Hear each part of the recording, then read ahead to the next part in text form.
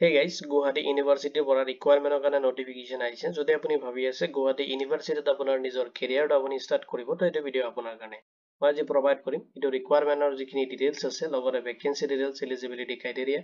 কেতিয়াৰ পৰা apply start হ'ব কেনেকৈ apply কৰিব কেতিয়ালৈকে last apply কৰিব পাৰিব selection process কেনেকৈ হ'ব তাৰ complete details মই আপোনাক এই ভিডিওত provide কৰিম এইটো requirement related যদি কোনো ধৰণৰ question থাকে আপুনি এইটো ভিডিওৰ comment sectionত comment কৰি দিব within 48 hours আপুনি job alert স্কেৰ পৰা response পাব তাহক দেৰি নকৰি আজিৰ ভিডিওটো আৰম্ভ কৰো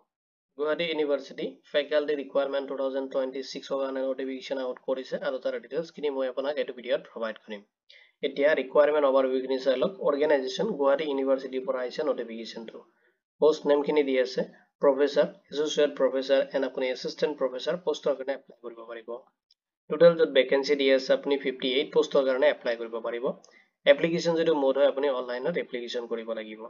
job location টো আপোনাৰ আসামত হ'ব আৰু official যেটো portal হয় এইটো link মই আপোনাক এই ভিডিওৰ descriptionত provide কৰি দিম আপুনি তাতে just click কৰিলে official websiteত redirect হ'ব পাৰিব এতিয়া vacancy details খিনি চাই লওক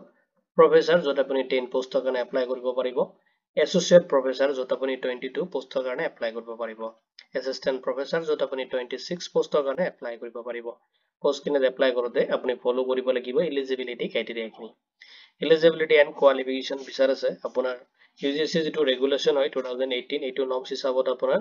যে qualification হয় eligibility criteria খিনি follow কৰিব লাগিব essential যেটো requirement দিয়া আছে আপোনাৰ মাষ্টাৰ ডিগ্ৰী কৰা হ'ব লাগিব লগতে আপোনাৰ 55% মাৰ্ক লাগিব আপোনাৰ মাষ্টাৰ ডিগ্ৰীত লগতে আপোনাৰ PhD কৰা হ'ব লাগিব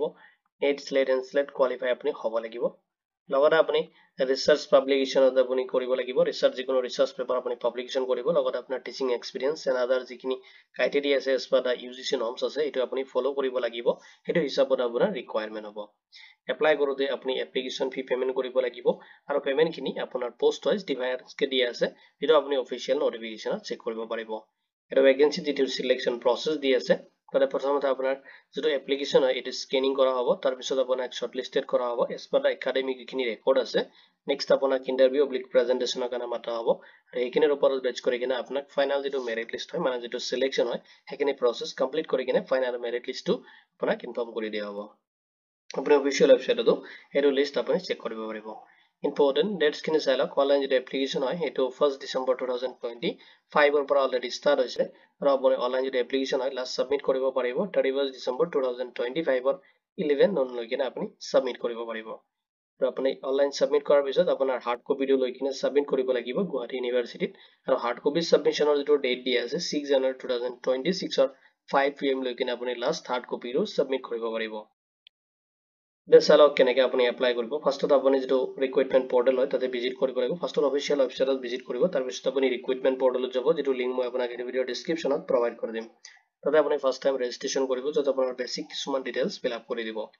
নেক্সট আপুনি এপ্লিকেশন ফৰ্মটো ফিল আপ কৰিব লাগিব কেয়াৰফুলি যিখিনি ডিটেইলছ এণ্ড ৰিকুৱাৰমেন্ট ডিটেইলছ খিনি আপুনি তাতে ফিল আপ কৰি দিব নেক্সট আপুনি আপলোড কৰিব যিখিনি ৰিকুৱাৰমেন্ট ডকুমেন্টছ তাতে বিচাৰিছে এজ পাৰ দা যেটো ফৰমেট আছে এইটো হিচাপত আপুনি সাবমিট আপলোড কৰি দিব নেক্সট আপুনি সাবমিট কৰিব লাগিব আপোনাৰ এপ্লিকেশন ফৰ্মটো এজ এ ফিউচাৰ ৰেফাৰেন্সৰ কাৰণে আপোনাৰ একনলেজমেন্ট লগতে আপুনি যদি পেমেন্ট কৰিছে তো পেমেন্ট ৰিচিভ এটা আপুনি হ'ব লাগিব নেক্সট আপুনি হাৰ্ড কপিটো প্ৰিন্ট আউট কৰিব কৰি কিনে তাতে সাবমিট কৰিব ডকুমেন্টছ খিনি লগত লৈ কিনে আপুনি গুৱাহাটী ইউনিভাৰ্সিটিত সাবমিট কৰিব লাগিব তো অনলাইন আপোনাৰ যেটো আপুনি এপ্লাই কৰিছে লগতে আপোনাৰ হাৰ্ড কপিটো দুইটা মেন্ডেটৰি আপুনি সাবমিট কৰিব লাগিব ইম্পৰ্টেন্ট যিখিনি লিংক আছে মই আপোনাক এই ভিডিওৰ ডেসক্ৰিপচনত প্ৰভাইড কৰি দিম আপুনি তাতে চেক কৰিব পাৰিব এটো ৰিকুৱাৰমেন্ট ৰিলেটেড যদি কোনো ধৰণৰ কোৱেশ্চন থাকে আপুনি এই ভিডিওৰ কমেন্ট সেকশনত কমেন্ট কৰি দিব within 48 hours আপুনি জব এলাৰ্ট স্কেৰ পৰা ৰেসপন্স পাব ভিডিওটো চোৱাৰ বাবে ধন্যবাদ দি কিনে আজিৰ ভিডিও মই ইমানতে সামৰিছো